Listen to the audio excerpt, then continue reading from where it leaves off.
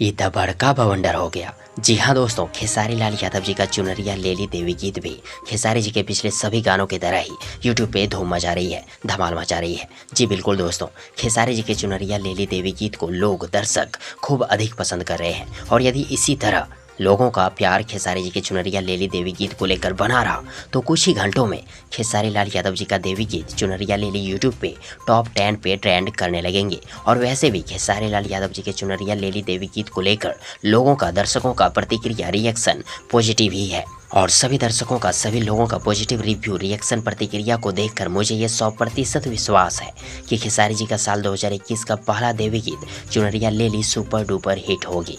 वैसे आप सबों को क्या लगता है, खेसारी लाल यादव जी का साल 2021 का पहला देवी गीत चुनरिया ले ली सुपर डुपर हिट होगी या नहीं? कमेंट बॉक्स में जरूर लिखिएगा। और यदि आप सबों को ये छोटी सी जानकारी पसंद आई हो तो प्लीज़ वीडियो को लाइक करें, वीडियो को अपने दोस्तों के साथ शेयर जरूर करें और हाँ, चैनल को सब्सक्राइब करना और साथ ही चैनल के बेल आइकन को प्रेस करना कतई ना भूलें।